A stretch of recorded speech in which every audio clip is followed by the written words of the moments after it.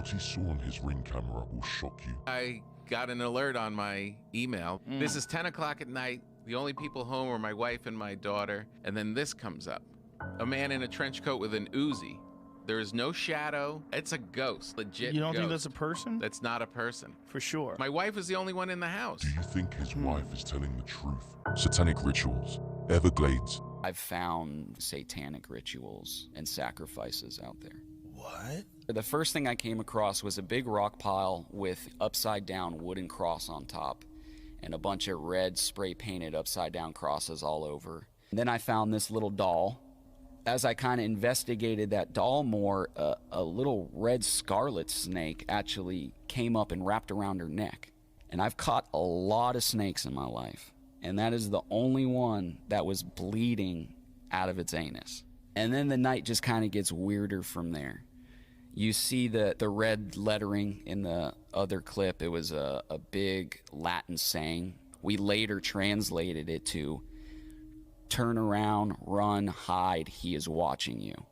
And then I come to this big room where there's the big pentagram. In the middle of the pentagram, there is a three-legged plastic chair with a blood stain in the bottom of it. The comedy club ghost. You really saw ghosts? 2 times. Me and Johnny Sanchez saw at the same time a ghost. Where did you see your ghost? What do you mean? It's only Where- one. no, There's only I one mean, ghost. the belly room. There's only one ghost there, bro. The belly room. And his name is Gus. Tell The me. first time I saw Gus was Johnny Sanchez. You know that little Latino guy? Yes, absolutely. You know, he goes, "Hey, bro." I go, "What's up? Let's do a gig in Bakersfield." So back in the day, I had this truck with no window. The windows were blasted open. I had no money. So I parked my truck at the Comedy Store. He takes his car. We drive to Bakersfield. We do a show. On the way back, it's like 3 a.m. now. Right, he drops me off at my car. We're standing in the parking lot, just talking about the night or whatnot. And we both look up at that top window, and we see a face glowing, no eyes, no features, wearing a top hat, and 2 hands against the window, looking down on us. And we look at the thing, we look at each other again, and we look back up. It's gone. And we believe that to be Gus, my friend. Joe Rogan story. 2 molestation attempts. Really? Yeah, 2. What'd you dodge? I dodged one of them when I probably was like 7 or 8 years old. That was the scary. Well, they were both pretty scary, but that was the scarier one because I was at the library. I was always into like horror movies and monster movies and shit. Yeah. And so I was reading these books in this. They had a section of like monster books. Yeah. And this guy came up to me and he goes, "Do you like monster books?" I go, "Yeah." And he goes, "Oh, I have some monster books in my car. You want to see them?" I'm like, No. okay. Like, I didn't know any better. I was Yeah. fucking 8 years old or whatever it was. And as I'm leaving with this guy, the librarian starts screaming, "Joseph, you get away from that man." That man just got out of jail. And she yells at him to get out of there, and the guy runs away, and I just started crying, and I was like, whoa. Yeah. So I dodged that bullet. The Psycho Guide. Terrifying experience in Odessa. There is this giant labyrinth of catacombs underneath the city. Obviously, you shouldn't go into the catacombs alone. Our original guide broke his hand the night before, and he was like, "I don't trust this dude.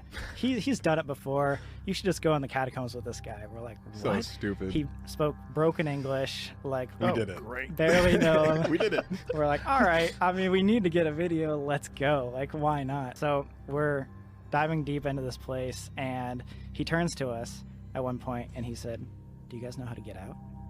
And I was like, I mean, maybe. He's like, "No, you don't. If I leave you right now, you would die." And he's like, "I want to test something. I'm going to go over there. This is a circle. You guys got to find your way back over to me, but I'm going to leave you alone. If you don't find me, like, if I wanted to, I could leave." We realized at that point, oh God, like, we could die right now. Bobby Lee's haunted house.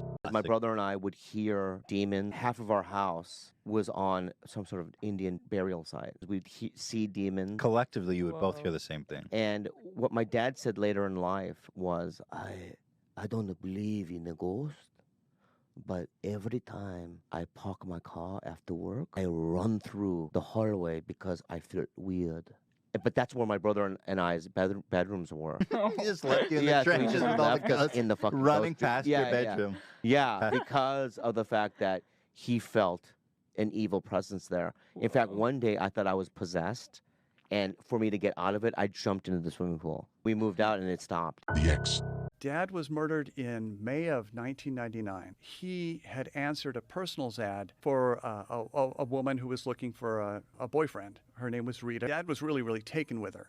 She had an ex-husband who had sexually abused her daughter from a different marriage, and they were pressing charges against this ex-husband, and he was going to go to prison. She divorced him. She was prosecuting him to send him back to prison. Then she met my father. This ex-husband had said that if he ever caught her with another man, he would kill them both. My father was going to pick her up, and she was going to stay at his house in the mountain until the time of the trial. And when he went to pick her up, the ex-husband showed up, and he shot my father. My father and the woman took refuge in her house, and the man set fire to the house. The house eventually collapsed. Coroner says that they were both dead before the fire got to them. Because of the angle of the shot, my father probably took about 20 minutes to die because the bullet ruptured his diaphragm, and so every breath would have been more and more shallow because his lungs would have been more and more constricted. The Conjuring House. What's the real story behind the Conjuring House? The movie story is like this witch, Bathsheba or whatever, but the actual story is built on the same grounds that the King Philip's War was fought on. So the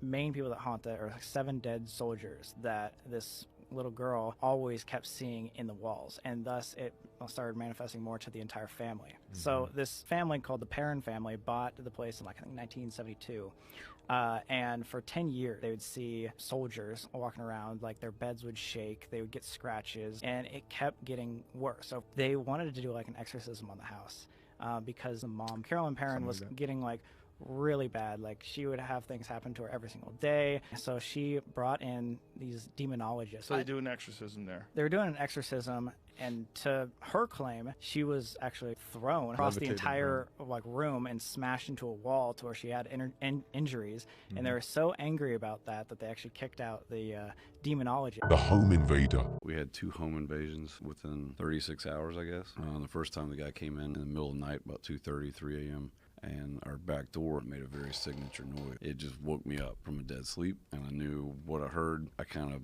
snaked my way out the hall and down to the top of the stairs, and when I hit the top of the stairs, I heard the dog growl, and the door closed back. So I knew that was somebody leaving. So I went downstairs and kind of swept the ground floor, and then he was gone. The next morning, I hear the back door open again. I guess out of paranoia, I grabbed that gun and just went to the top of the stairs to look down the staircase. Same guy, same clothes, just standing in my living room, rolling the cord up on my headphones. I started down the stairs on him. I got about halfway down by the time he like turned and saw me. And I was looking through at his fucking head through a red dot, like a video game. I'll never forget that image of this guy, like, probably thinking he's about to die. And only thing I said to him was, "What are we doing here, man?" And he turned and went out the back door and jumped clean off my fucking porch. The Black Pit. A black pit opened up underneath me. You almost died because you had an aneurysm in your pancreas? Is that what you said it was? Yeah, I had an undiagnosed asymptomatic aneurysm on one afternoon. It burst. And, I just felt this pain shoot through my stomach. I was like, damn, what is that? And within a few minutes, I couldn't stand up. And within about 10 minutes, I was starting to go blind. And my wife called the ambulance, and I was tanking really fast. And the hospital is an hour away. By a miracle, I was still alive when I got to the hospital. I lost 90% of my blood into my abdomen. I didn't know I was dying, but I was dying, and I was right in that sort of twilight zone. And black pit opened up underneath me, and I felt myself starting to get pulled down into it, and I didn't want to go. Like, it was cold and dark and black and bottomless, and I just knew, like, do not go down there. The last thing I said to the doctor was, "You're losing me right now. You got to hurry." The Lake Man. When I was 13, we were hanging around this lake in Jamaica Plain. We would go and fish. And there was another pond that was like this neighboring pond that was like slightly smaller. And this guy was always like running around the lake. He was jogging. And me and my friend Josh would be hanging out. This guy would come over and talk to us. You know, he seemed like a super normal guy. He used to be a teacher, retired, and, he probably was like in his 60s. And then one day, it's just me. He went for it. One day, it's just me. And I'm fishing, and he comes by, and he's drunk. Damn. And he tells me he loves me. And I'm like super confused. How old were you? 13. He tells me he loves me, but there can be no love without sex. And I'm like, what? And I had a knife. So I remember, like, I grabbed my knife in my pocket, and I had my hand on my knife, and I was like, oh my God, I'm gonna have to stab this guy. Delete your Google history. You won't believe what this killer Googled. So a guy killed his wife, man, and they found his Google search. It's horrific. He just Googled the entire night into the morning. How to clean blood from a wooden floor, dismemberment and the best ways to dispose of a body. Can identification be made on partial remains? How long does DNA last? Like, what the fuck, man? Is he the dumbest killer ever? Sam and Colby, bomb. He turns to us as we go and says, hey, let me walk ahead of you for this section. Like, all right, why? And he was like, because last week I almost got bombed here. And I was like, what does that mean? He was like, yeah, so me and the other guides that take people down here in this catacombs, we don't like each other and we don't like sharing clients. So if I was able to, like kill off all the other people that were down here, then I'd get all the clientele. And I was like, what are we in here? Like, we've already been with this guy for 2 hours. And he turns, he's like, let me show you something. He goes behind this rock, pulls out a bomb. Like a pipe bomb. A pipe bomb. Like a little thing. With like a fuse on it. And it was like, I found this because I almost triggered this 4 days ago. And this would have killed me instantly. And if this would have got that thing. Yeah. And it was booby trapped up there. And he said, if you guys trigger those, the walls are caving in and we're all going to die. The Comedy Store Ghost Part 2. You saw a ghost? 2 times. Me and Johnny Sanchez saw at the same time a ghost. When was the second time? I was playing the piano at 4 in the morning. In the main room? Yeah. So it's completely dark, right? And I'm playing my own improvised little, Korean lullaby. And I look to my right, and I see a yellow suit with a top hat, but from far away. You know where the entrance is? I see it coming toward me. I run out that back door, to the hallway. Yeah. And I come back in, it's gone. The dumbest killer. You won't believe what this killer Googled. So a guy killed his wife, man, and they found his Google search. It's horrific. He just Googled the entire night into the morning. How to clean blood from a wooden floor, dismemberment and the best ways to dispose of a body. Can identification be made on partial remains? How long does DNA last? Like, what the fuck, man? Is he the dumbest killer ever?